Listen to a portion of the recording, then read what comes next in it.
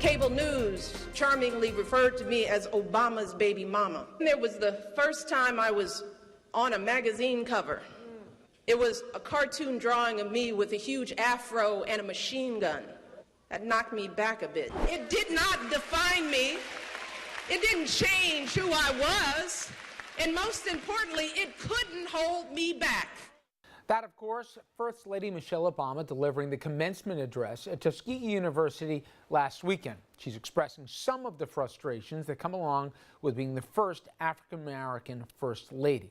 And a new book is out called Michelle Obama, A Life, and it goes into all of that and much more. A short time ago, I spoke to its author, Peter Slevin. I'm curious, when you saw the commencement address or some of the clips that came out of it, was that the Michelle Obama that you spent a lot of time with in putting together this profile, in that if you see the whole context, it's talking about overcoming obstacles, but the big takeaways from it was of her stressing on some of the continued inequities and the unfair treatments that people of color get.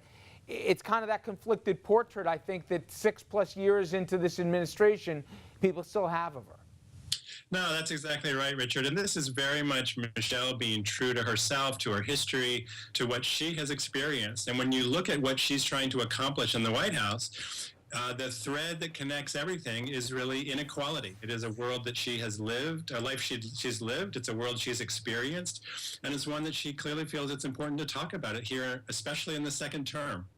We'll talk about the roots here, as you do in the book, because she made it clear early on when she was talked about whether or not she could really articulate the black experience. She made it clear she was a product of the South Side of Chicago. She grew up in her family in a 1-bedroom apartment. She knew about the tougher areas of the country because she lived that life.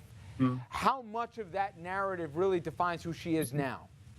I think it's very important to who she is now. Michelle Obama describes herself as a statistical anomaly. She says, I am not supposed to be here. And by that, she means that she grew up and had a lot of breaks in her life. She had a strong, supportive family. She got to go to great schools. But she's very, very mindful, as the president is, of the kids who got left behind, the kids who didn't have the opportunities she did. How much did she feel, Peter, that it wasn't just the barriers, institutional and other, that she runs up against, but also within the community, that she was discouraged from trying to excel, whether it be through the public schools she was in, from the immediate area in the neighborhood she was in, that she was trying to strive a little bit too much and she was trying to break too many barriers or go outside the mold? She talks about that a lot. She says that she was told at times that success was not meant for a black girl like me. She had counselors who said, you're setting your sights too high if you think you can go to Princeton or Harvard Law School. She said she also heard from black kids that you're acting white because she was smart, because she cared, because she studied so very hard. And this is very much the message that she is sharing over and over again with audiences around the country. You know, I've heard that from a lot of potential first ladies, that the bubble that you live in a campaign can be unbearable at times, but she felt a lot had to do with the color of her and her husband's skin, and that she was treated differently. Did you have to dig deep for that, or was that right there on the surface? You really don't have to look very hard these days, I'm afraid, Richard, in this country, to see racism pretty close to the surface in the way that Michelle Obama has been treated. Now, of course, some of this is about political ideas. Some of it is about her progressive views. Some of it is about the political polarization. But it's unquestionable that she has faced extra animosity because of her race. Peter, did you get the idea from the beginning that the vision she had for her role as First Lady is different than it's turned out 6 years later? I know that's an impossible needle to thread, to be too involved. We saw what happened to Hillary Clinton when she was First Lady. People thought that, hey, she was taking too much of an active role when she should have assumed traditional First Lady roles. But yet, Michelle Obama is a Harvard Law graduate here and a successful attorney in her own right. Some people would have thought 6 years into it that she would have had a different profile than maybe some of the initiatives she took. Did she always know that she wanted to be focusing on fitness and health and eating habits, etc.? Or has this just kind of turned out this way? I think her agenda has evolved.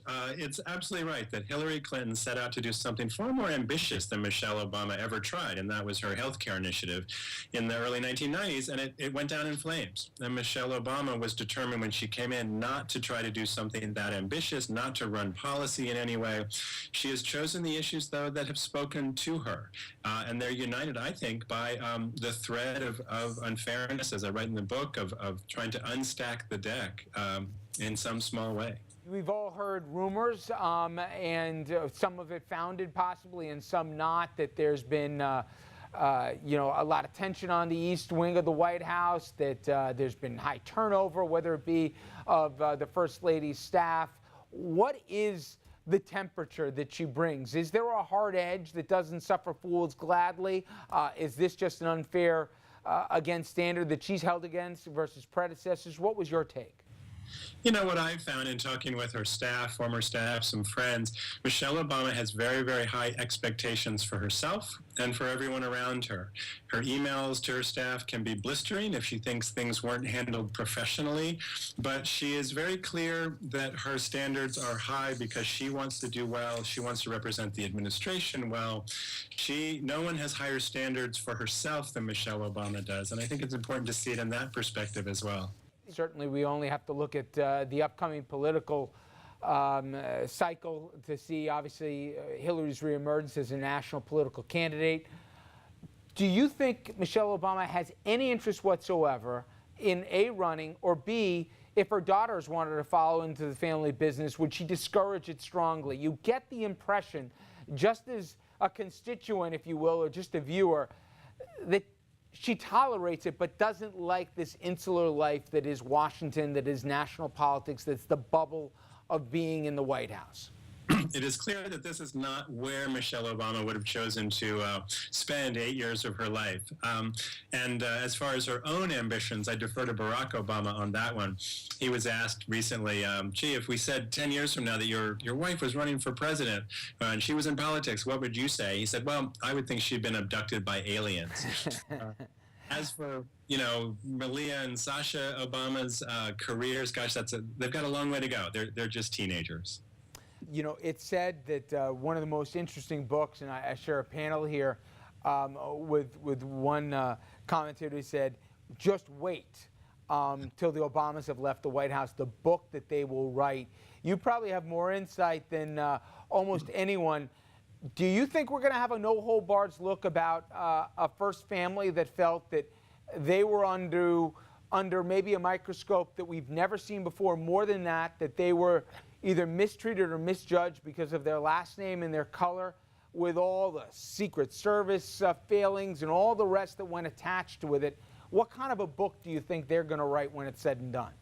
Well, for one thing, they'll write separate books. I think we do have a window into how Michelle Obama is viewing the world. We saw it in her Tuskegee speech. We see it in what she says to audiences, particularly of young people around the world, which is this mixed, this combination message that life is hard, the deck is stacked, but get on with it. You can still be who you want to be. And I would imagine that any book Michelle Obama writes will be very true to herself, very true to her own voice, very authentic. You certainly have a fascinating insight into who Michelle Obama was, and given the timing, certainly after the Tuskegee address, a lot of the backstory gets filled in as to her youth, her upbringing, and really taking us up until and even in the years of the White House, what that life was like. Again, the book, Michelle Obama, A Life. Peter Sutherland, thank you so much for a few minutes. I really appreciate it.